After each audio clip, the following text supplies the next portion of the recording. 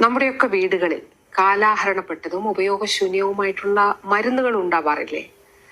നമ്മൾ ഈ മരുന്നുകൾ എന്താണ് ചെയ്യാറുള്ളത്? അവ അലക്ഷ്യമായി മണ്ണിലേക്കോ ജലാശയങ്ങളിലേക്കോ ഒക്കെ വലിച്ചെറിഞ്ഞാൽ മനുഷ്യരുടെ ആരോഗ്യത്തിനും പ്രകൃതിയുടെ നിലനിൽപ്പിനും തന്നെ വലിയ അപകട ഭീഷണി ഉയർത്തുമെന്നുള്ളത് ശാസ്ത്രീയമായിട്ടുള്ള സത്യമാണ്. കേരള സംസ്ഥാനം ആദ്യമായി ഇത്തരത്തിൽ കാലാഹരണപ്പെട്ട ഉപയോഗിക്കാത്ത ഉപയോഗശൂന്യമായിട്ടുള്ള മരുന്നുകൾ ശാസ്ത്രീയമായി സംസ്കരിക്കുന്നതിനു വേണ്ടി ഒരു പദ്ധതി ആവിഷ്കരിച്ച സംസ്ഥാനമാണ്. New programme for removal of unused drugs proud എന്ന പുതിയ ഒരു പദ്ധതി നമ്മൾ ആവിഷ്കരിക്കുകയാണ്.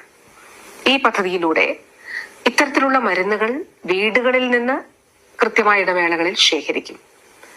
ക്ലിനിക്കുകൾ, മറ്റു ഷോപ്പുകൾ എന്നിവിടങ്ങളിലുള്ള കാലാഹരണപ്പെട്ട മരുന്നുകളൊക്കെ ശേഖരിക്കുന്നതിനു വേണ്ടി കൃത്യമായിട്ടുള്ള സൈറ്റുകൾ അടയാളപ്പെടുത്തും.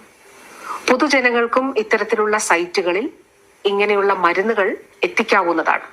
ഇപ്രകാരം ശേഖരിക്കുന്ന മരുന്ന് കേന്ദ്ര സംസ്ഥാന സർക്കാരുകളുടെ മാനദണ്ഡ പ്രകാരം ശാസ്ത്രീയമായി സംസ്കരിക്കുന്നതിനാണ് പദ്ധതി ക്രമീകരിച്ചിരിക്കുന്നത്. ഇതിന്റെ പൈലറ്റ് സ്റ്റഡി കോഴിക്കോട് ജില്ലയിൽ കോഴിക്കോട് കോർപ്പറേഷനിലും ഉള്ളിയേരി ഗ്രാമപഞ്ചായത്തിലും ആരംഭിക്കുകയാണ്. ഇതിന്റെ അടിസ്ഥാനത്തിൽ സംസ്ഥാനം മുഴുവൻ ഇത് നടപ്പിലാക്കുന്നതിനാണ് ഉദ്ദേശിക്കുന്നത്. നമുക്ക് ഒരുമിച്ച് പ്രവർത്തിക്കാം. ആന്റി മൈക്രോബിയൽ റെസിസ്റ്റൻസ് എന്ന ലോകാരോഗ്യ സംഘടന നിശബ്ദ മഹാമാരി എന്ന് വിശേഷിപ്പിച്ച വിപത്തിന്